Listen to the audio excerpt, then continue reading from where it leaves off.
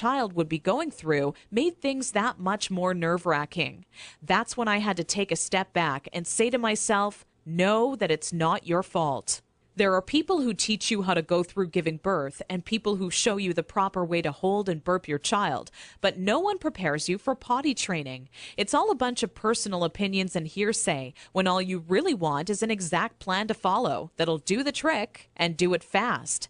So when I first sought out information on potty training, I turned to the internet, just as you probably are doing right now.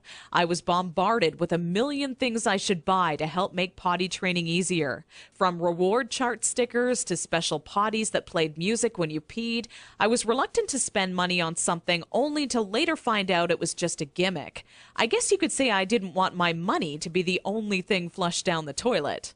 Like you probably already have, I started to notice pull-up diapers becoming more and more popular with parents, and that's when I started to see a common trend between children in my daycare. The boys and girls who were potty trained the fastest were the ones whose parents never trained them with pull-up diapers. After months of seeing this occur time and time again, I was convinced pull-up diapers simply don't work. If there's one thing I refused to do when potty training my daughter Emily, it was putting her in pull-up diapers. But I had to ask myself why so many parents are getting aboard the pull-ups bandwagon. Now, understand that the diaper business is a multi-billion-dollar industry. They know when your child is a baby, every dirty diaper will have to be replaced, and that's another dollar in their pockets. But once your child gets a little older, these companies risk losing your business. So how do they squeeze every last cent out of you before you no longer need their product? By creating a diaper you need to buy after diapers, or commonly known as pull-ups. This is all really a ploy for the company to get your business longer. All these companies really care about is how much money they make and sneakily advertise it as some amazing tool for potty training. Without turning this into a boring rant, these diapers will more than triple the amount of time it takes to successfully teach your child how to use the potty.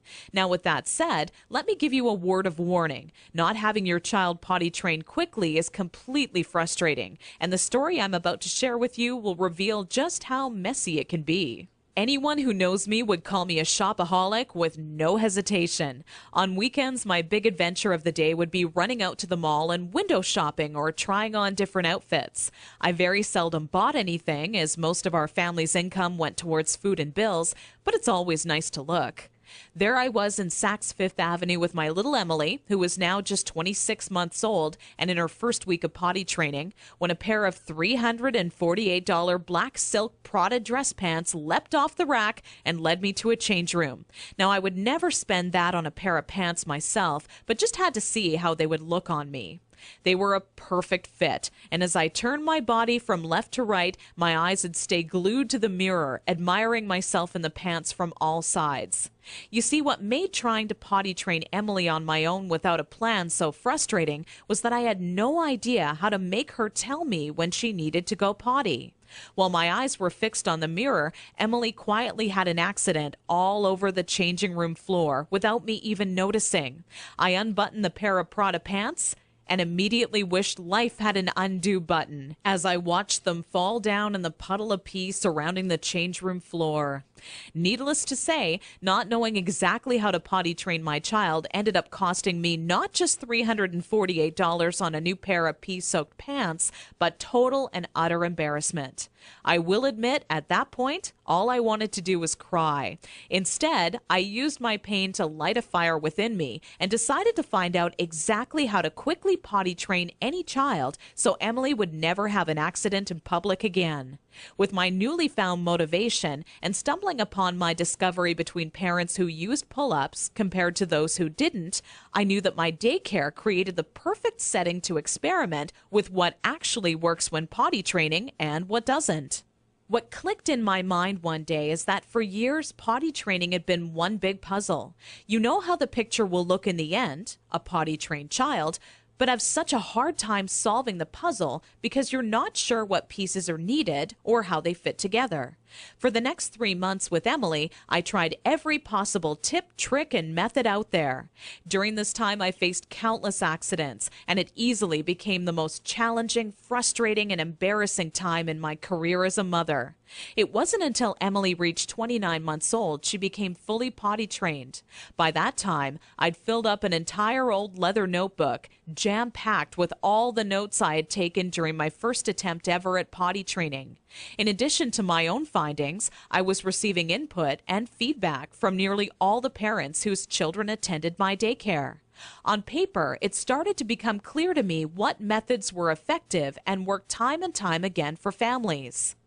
2 years and one more child later, all of my findings had been turned into what I believe is the only effective method in existence to quickly potty training any child in as little as 3 days. It wasn't until I started giving out copies to all the parents whose children attended my daycare I knew I was on to something big. The next week, parents started approaching me out of the blue, asking, how can I quickly and easily potty train my child? I would kindly give a copy of the guide along with my business card clipped to the top left-hand corner to anyone who asked. I would say over 127 mothers and fathers had come to my daycare that month alone just for a copy of the potty training guide that I'd spent so much time creating. When I would walk into my office in the morning, there'd be a minimum of 37 messages on my answering machine waiting there for me. I was getting phone calls from people either thanking me for helping them train their child in under a week, or who heard about my guide from a friend or family member and wanted to know how they could get their hands on a copy. Listening to these messages quickly became a daily part of my routine and would take almost 45 minutes out of my workday.